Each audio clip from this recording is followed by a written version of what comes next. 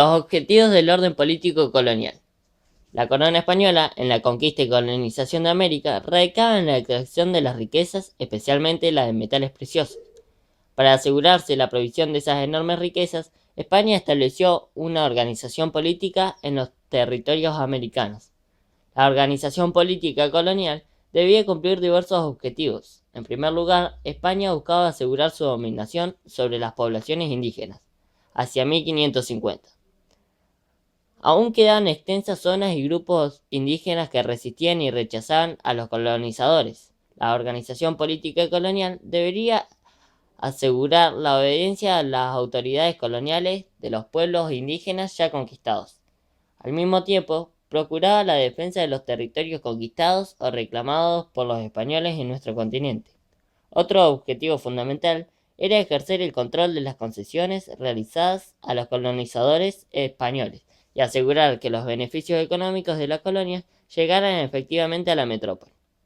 Para hacer estos objetivos variados, la corona española creó una serie de instituciones políticas, algunas localizadas en el nuevo territorio y otras en la península ibérica. Las máximas autoridades coloniales tenían sede en España y eran el rey, el Consejo de Indias y la Casa de Contratación.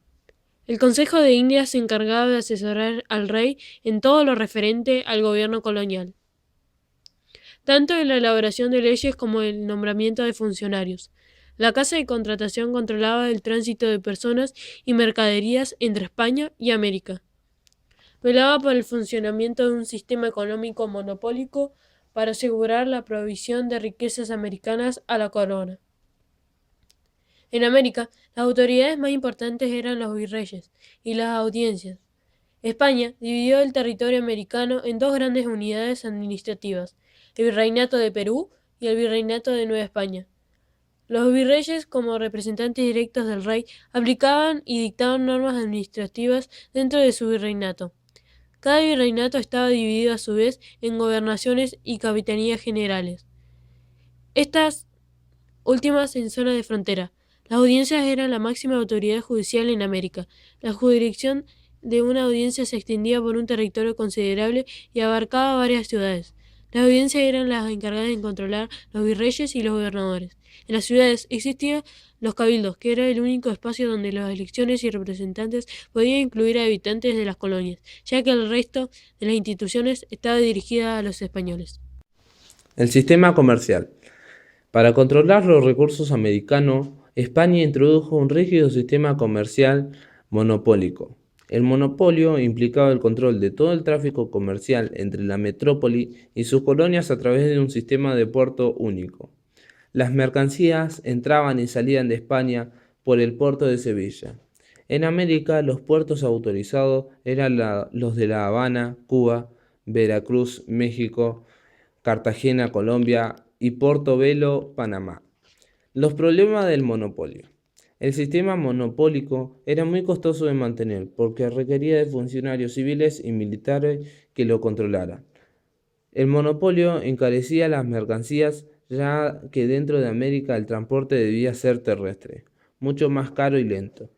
Además, al estar autorizado solo uno, poco comerciante, esto regulaba los precios.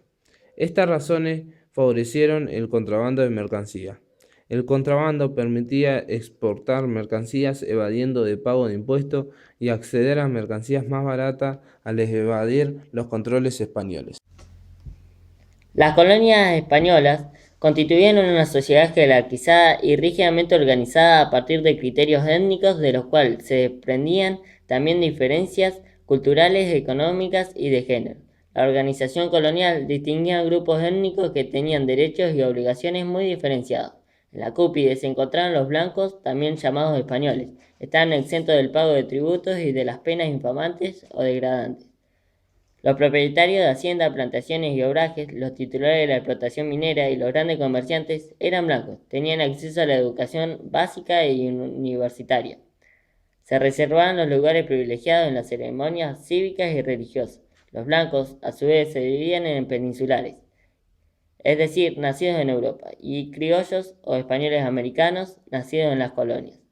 Los cargos políticos y el comercio ultramarino eran ocupados por peninsulares. Los criollos, a lo sumo, ocupaban puestos en los cabildos. Los indígenas ocupaban una posición social inferior. Estaban obligados al pago de tributo y al cumplimiento de trabajo forzado. Dentro del mundo indígena también existían diferencias, ya que los jefes de las comunidades, caciques y curacas, tenían acceso a las llamadas escuelas de caciques y estaban exentos de algunas obligaciones. Acumulaban tierra y se dedicaban al comercio minorista. Los mestizos eran descendientes de los blancos e indígenas. No tenían derecho político como los blancos, si no estaban integrados a una comunidad indígena, estaban exentos del tributo y del trabajo obligatorio. Se dedicaban a actividades artesanales y al comercio minorista. Eran pequeños propietarios de tierra o arrendatarios que producían para abastecer la ciudad. Los ambos, hijos de negros e indios, y mulatos, de negros y blancos, también estaban exentos de tributo y trabajo obligatorio. Su posición social era inferior a la de los mestizos. Eran empleados en las haciendas. La reforma del siglo XVIII. Durante el siglo XVIII, varias monarquías europeas iniciaron reformas que buscaban reafirmar la autoridad estatal y favorecer un desarrollo económico que fortaleciera a la monarquía. Las llamadas reformas borbónicas modificaron los equilibrios de poder colonial e introdujeron nuevas tensiones sociales y políticas. Los objetivos de la reforma. Las regiones más importantes del imperio colonial español habían sido tradicionalmente los virreinatos del Perú y de Nueva España, centro de la explotación minera de metales preciosos.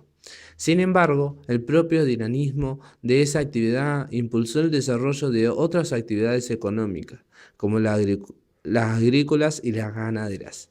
Hacia el siglo XVIII, los llanos venezolanos y del Río de la Plata contaban con una importante explotación ganadera.